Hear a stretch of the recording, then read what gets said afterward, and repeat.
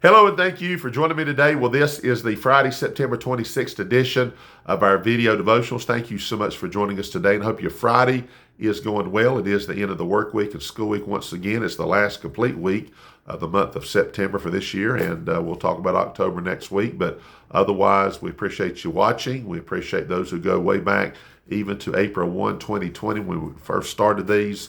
And then any newcomers that's come along, thank you for watching. Appreciate comments and acknowledgments, all of that. We appreciate you very much. Our 80th homecoming here at Woodlawn Baptist Church is this coming Sunday. We ask you to pray for the service.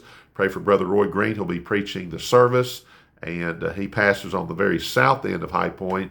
He's 101 years old, and not just because he's that old, but he's pastoring his church, and he has a very strong connection to Woodlawn Baptist Church going back, I think, about 80 years. So that's amazing, even as a young adult. So remember Brother Roy Green. Remember, if there's anyone lost in the church, they can be saved. And certainly if any saints of God can be encouraged and be challenged during these days, then may that happen, okay?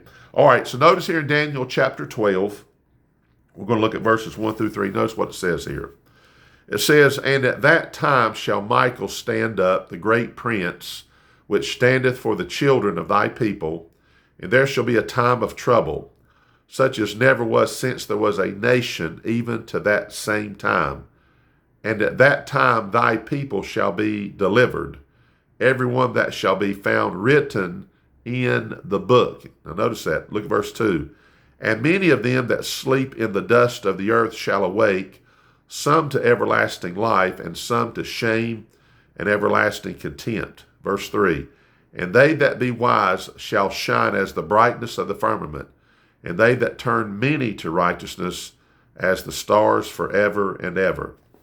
You know, I wasn't familiar with this passage, I don't think, until I had known about Dr. Jack Hyles, who pastored First Baptist Church of Hammond, I think from the late 50s until early, till 2001, basically.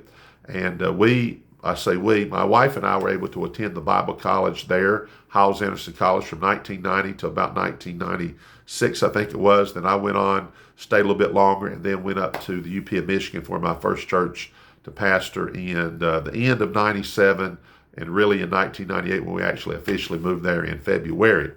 So that being said, Dr. Jack Hyles, when he would sign folks' Bibles, would sign Daniel 12:3, noted as a soul winner. And of course, the ministries that were there.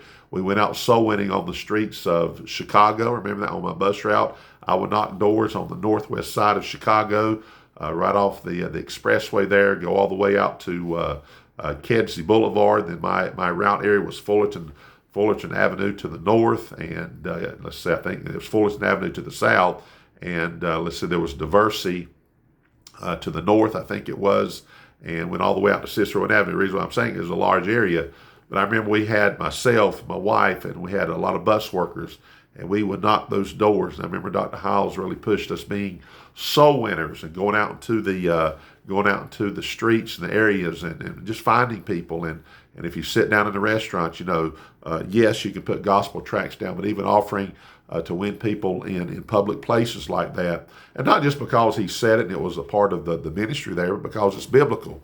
And it's interesting here that chapter 12, verse 3, as it ends all that prophecy, speaks about they that turn many to righteousness as the stars forever and ever. They'll shine. So for me, if God says you can shine, and there's this distinction between people that turned many to righteousness versus those that don't, then you know what? I want to shine then. I want to shine, and I think that's important.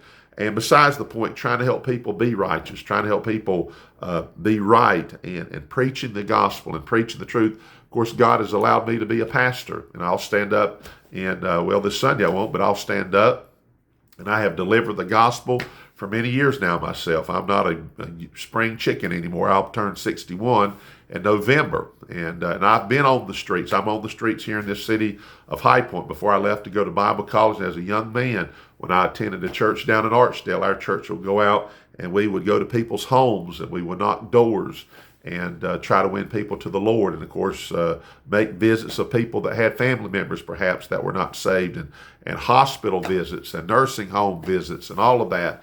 So it's important. It's not just a Baptist thing, as some people might think. Certainly, it's not just certainly a little group within the Baptists.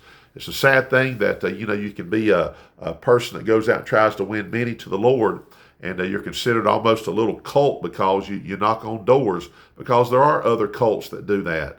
And to me, what a shame that we wouldn't do it, because we're commanded to do it and go out and get the gospel out into the highways and the hedges and all of that.